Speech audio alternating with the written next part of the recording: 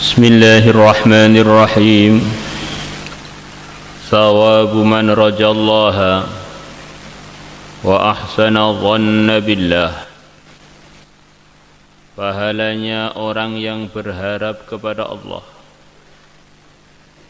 dan berhusnudzon dengannya.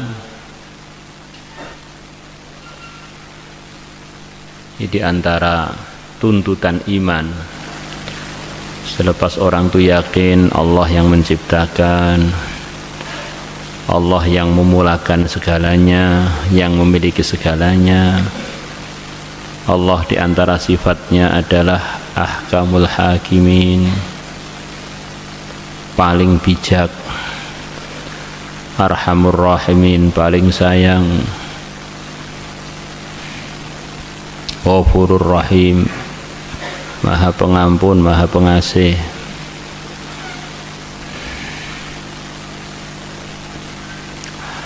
Maka di antara tuntutan iman dengan sifat-sifat Allah adalah orang itu sifat-sifat Allah yang berkaitan dengan anugerah-anugerahnya,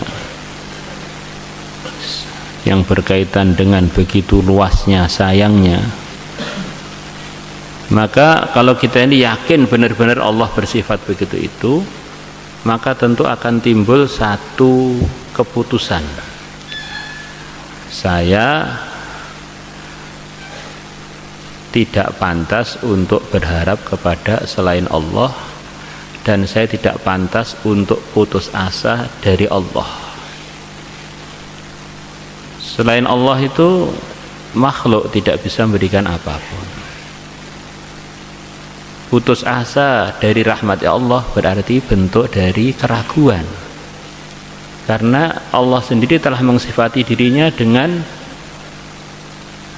macam-macam sifat, selalu mengucurkan anugerahnya, rahmatnya, sayangnya kepada ciptaan-ciptaannya, kepada hambanya, kepada para manusia. Begitu orang itu yakin bahwa apa yang difirmankan Allah adalah benar adanya. Di antara firman-Nya Allah telah mengancam hamba-hambanya yang durhaka dengan neraka, dengan siksa, dengan sengsara. Maka akhirnya keyakinan ini menimbulkan rasa takut kepada ancaman-ancamannya. Karena yang ngancam ini benar-benar yang punya, yang memutuskan, yang memiliki. Maka orang beriman dalam hatinya ada takut kepada Allah disertai harap kepada Allah. Takut ketika ingat ancaman-ancamannya, berharap ketika ingat janji-janji rahmatnya, berhusnudzon kepadanya ketika ingat bahwa Allah adalah yang maha tahu segalanya dan adalah yang terbijak, ahkamul hakimin, yang menciptakan seluruh kebijakan, yang menciptakan seluruh hikmah. Betapa banyak dari kalangan hambanya yang kita terheran-heran dengan kebijaksanaannya. Itu adalah sekelumit dari ciptaannya Allah. Maka kata Imam Ghazali rahimahullah, kurang lebihnya, andaikan di dunia ini ada orang yang paling cerdas, kemudian kecerdasannya dilipatkan beratus-ratus, berjuta-juta, bermiliar-miliar kali, kemudian dia diberi amanah, diberi tugas untuk mengatur alam semesta ini, dia tidak akan punya ide, punya keputusan, tidak ada punya pemikiran yang bisa melebihi apa yang telah berjalan atau yang telah terjadi. Ternyata pengaturan yang ada ini sudah pengaturan puncaknya kesempurnaan, sudah tidak bisa dicari pengaturan alam semesta yang lebih indah, lebih sesuai, melebihi yang telah dan yang sedang berjalan. Maka beliau mempunyai kata-kata yang Nakjubkan para ulama, laisa minal imkani abda'u mimma kana. Tidak mungkin perkara itu bisa terjadi lebih indah, lebih hebat, melebihi yang telah terjadi. Lah kalau santri ngantuk di kelas itu bagaimana, Pak? Ya itu yang terbaik untuk dia, begitu itu. Nanti kalau dia jadi wali gede sementara ngantuan kan nggak cocok kan. Lah ngantuan tuh akhirnya walinya nggak patek gede-gede banget, akhirnya pantas. Lu terakhir ngantuan wis piye neh. Ya, semuanya itu serba cocok semua. Lah saya ini hitam coklat nggak ganteng gimana Pak? Itu paling sesuai. Kalau wajah kamu, wajah kita ini seperti orang bule atau orang Eropa, sementara kita ini tinggalnya di Indonesia, malah orang-orang berburuk sangka ini berkat dari mana ini?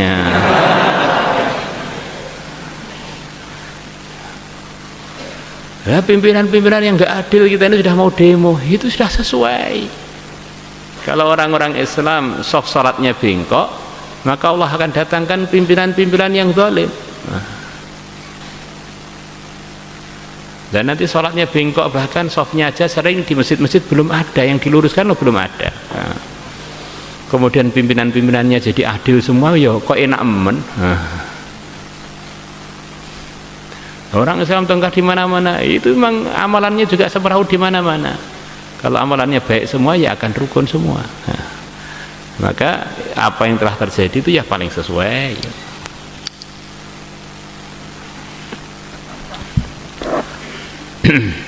Qala Allah Ta'ala telah berfirman, innal ladzina amanu, sesungguhnya orang-orang yang beriman, walladzina hajaru, dan orang-orang yang telah hijrah meninggalkan kampungnya untuk menuju daerah lain demi ridhonya Allah, demi agama. Wajahadu, dan mereka telah berjuang fisabilillah, dalam membela agama Allah, memperjuangkan agama Allah di jalannya Allah, di jalan perjuangan. Ulaika, orang-orang yang punya sifat-sifat tadi, iman, hijrah, berjuang, yarjuna, mereka mengharapkan rahmatullahi, sayangnya Allah. Wallahu, dan Allah ghafurun, adalah maha mengampuni, rahimun, maha mengasihi. Di antara sifat-sifatnya orang yang diridhai Allah, yang Allah janjikan akan ampuni mereka dan akan kasih mereka, adalah beriman. Yang kedua, berhijrah, meninggalkan tempatnya demi ridhonya Allah. Berhijrah itu bisa hijrah muwaqqatah, sementara waktu untuk perjuangan, bisa muabbadah, memang meninggalkan kampungnya demi ridhonya Allah. Kemudian yang ketiga, berjuang. Orang yang punya sifat-sifat ini, mereka adalah orang yang mengharapkan sayangnya Allah, dan Allah janjikan akan mengampuni mereka dan akan menyayangi mereka. Itulah diantara artinya wallahu ghafurur rahim.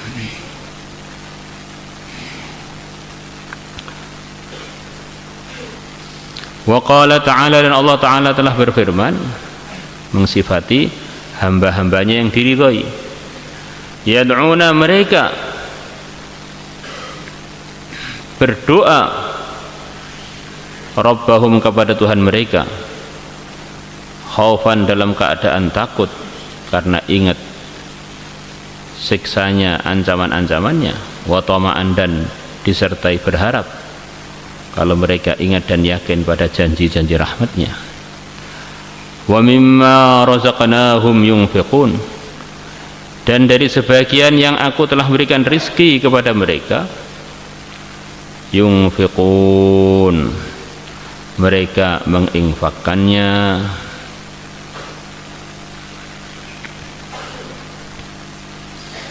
Fala ta'lamu, maka tidak akan tahu, nafsun, seorang jiwa pun, ma, perkara, ukhfiya lahum, yang telah disembunyikan untuk mereka, min qurrati ayunin, berupa perkara yang membahagiakan mata.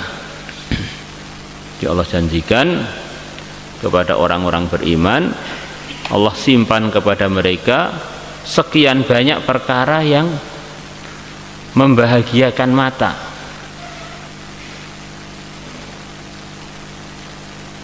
Dikagetkan dengan nikmat ini, anugerah ini, fasilitas ini, dan seterusnya di surganya Allah. Jazaan, sebagai balasan, bima, dengan perkara, kanu, yang adanya mereka, ya'maluna, mengamalkannya, bima kanu ya'malun, dengan sebab amalan mereka.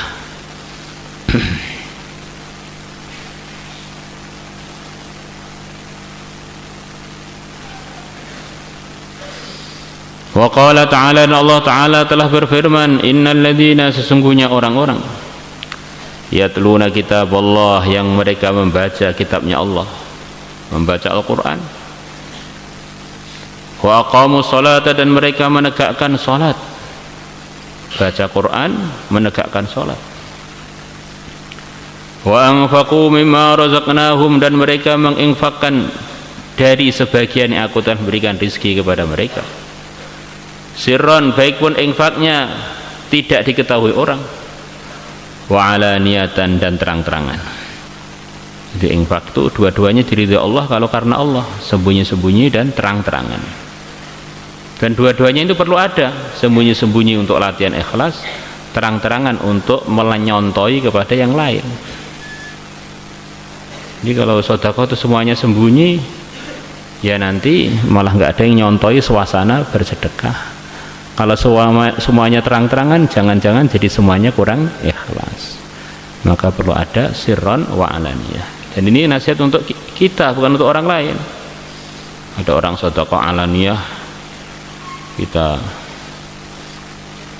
baik sangka, ini nyontoi kebaikan. Jangan hati kita ini hati sampah, isinya buruk sangka aja pada teman-teman muslim. Katanya para ulama, almar'u yaqisu ala nafsihi. Biasanya orang itu menganggap orang lain itu seperti dirinya. Maka kalau orang itu banyak buruk sangka, berarti dia ini memang orang buruk. Hatinya itu isinya sampah. Jadi kalau orang itu sukanya baik sangka, memang dia ini orang baik. Di otak dia, di hati dia ini yang ada hanya pikir-pikir kebaikan saja. Maka diceritakan ada penguasa di kalangan sahabat, kalau saya nggak salah Sayyidina Muawiyah. Beliau mendengar di daerah kekuasaan beliau ada orang-orang yang tukang melanggar, orang-orang fasik. Maka beliau kirim surat kepada gubernur daerah situ supaya melaporkan siapa orang-orang fasik di daerah itu untuk ditangkap. Maka gubernurnya sekian lama diberi surat, tidak beliau jawab. Maka anak beliau bilang, kenapa ayah tidak menjawab perintah dari khalifah ini? Loh, perasaan saya orang di daerah sini bagus semua, nggak ada yang perlu dilaporkan. Kata anaknya, banyak Pak yang bisa dilaporkan. Saya siap untuk mencatat nama-namanya orang-orang yang nggak baik di sekitar sini. Begitu ya? Iya. Ya, kamu catat, tapi pertama kali yang kamu catat nama kamu. Ya kok bisa? Kamu bisa kenal orang-orang buruk, berarti kamu juga bagian dari mereka. Masya Allah. Maka ada pelajar kok tahu sampai pojok-pojoknya Temboro, berarti ya ahli keluyuran seperti yang dikejar-kejar itu. Satu bab namanya, bab tasallul, bab bolos.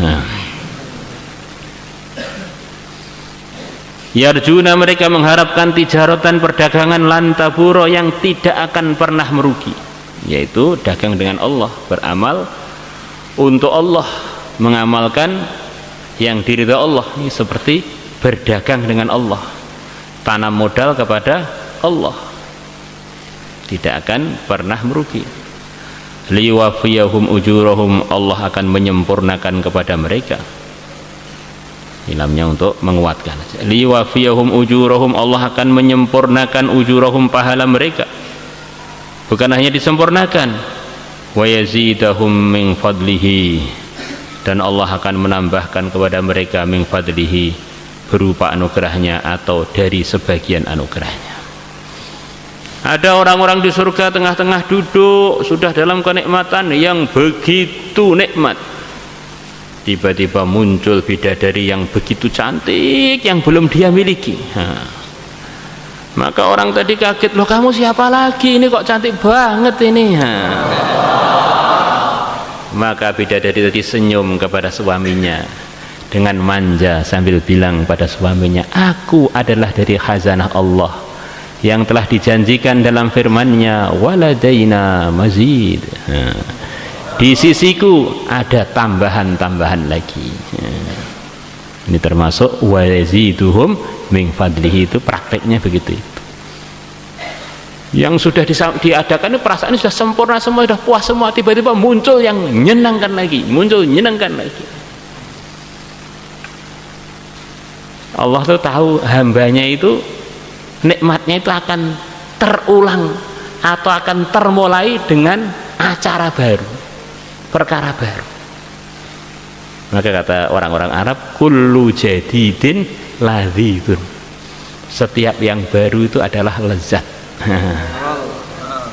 Mobil baru, istri baru, rumah baru, baru jadi pengantin maksudnya gitu lah. Ini santri putri marah-marah nanti. Maka di surga itu terbaharui terus nikmat itu, begitu sudah dirasakan. Ini kalau ada mengagetkan lagi nikmat baru, nikmatnya Masya Allah, kenikmatan muncul baru, terasa baru yang belum dirasakan sebelumnya. Ya namanya manusia di surga tetap saja makhluk kan, bermula, maka membawa karakter, yaitu setiap diberi yang baru dia merasakan kenikmatan baru. Jadi di surga itu nggak ada nikmat usang, nggak ada, terbaharui terus, baharui terus. Dan masa isinya terbaharui? Iya terbaharui. Nanti setiap hari Jumat orang-orang akan pergi dengan istrinya ke pasar Jumat.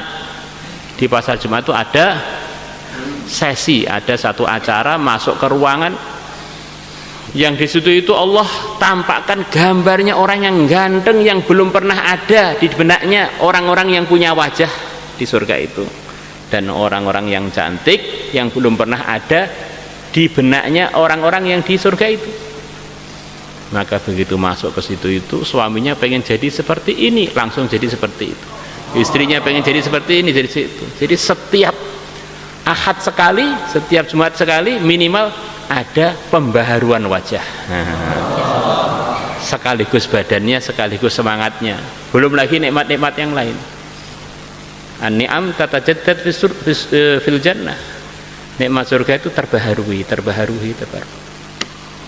Karena makhluknya ini bukan kekal asli, dikekalkan. Maka membawa pembawaan asli, yaitu ya suka yang baru terus dibaharui terus. Itu nikmat surga. Kalau nikmat dunia itu ya namanya nikmat, tetap aja perlu kita syukuri nikmat, tapi rasanya itu di hari pertama, di jam pertama, lepas itu berkurang.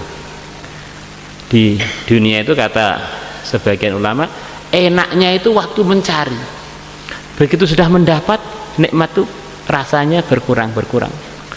Semangat pengen beli sepeda motor, nabung, akhirnya kebeli. Di hari kebeli itu loh nikmatnya berkurang, tidak seperti nikmatnya ketika mencari.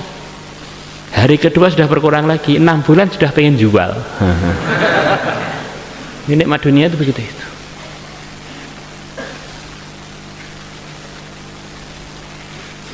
Ada teman-teman para ulama-ulama, pada kiai-kiai habaib datang ke sini punya pertanyaan yang sama. Mungkin lihat saya ini apa, istrinya banyak atau bagaimana gitu. Mereka tanya, ini pertanyaan serius ini, apa, bagaimana resepnya punya istri lagi tanpa risiko? Nah, sekian banyak 60-an orang itu ulama-ulama itu, dan para ahlul bait itu tanyanya sama, sepakat pertanyaan itu. Oh, Masya Allah, ini ada resep, ini sebetulnya ini rahasia saya sendiri sebetulnya, tapi karena teman-temannya nggak apalah dibocorkan. Maka mereka sudah serius dengar itu. Berapa detik sebelum corona ya itu. Saya bilang caranya begini. Caranya adalah menikmati pengen poligami. Itu nggak perlu mertua, nggak perlu tambah kontrakan, nggak perlu tambah pengeluaran, tapi sudah enak. Kalau poligami beneran belum tentu enak. Berapa banyak orang nambah istri 1 tambah 1 sama dengan hilang 1. Bahkan ada lagi yang lebih parah lagi, 1 tambah 1 sama dengan 0. Akhirnya tertawa semuanya, dikira saya serius. Memang serius beneran, ini serius, ini beneran, ini sebetulnya rahasia. Kan poligami perkara halal, kalau kita pengen perkara halal. Berarti pengen tok sudah enak, nggak perlu mertua marah, nggak perlu istri cemburu, tapi berhasil mendapatkan nikmatnya pengen poligami. Tetapi kalau poligami beneran belum tentu setiap orang bisa menikmati. Maulaya salli wa sallim daiman abada ala habibika khairil khalqi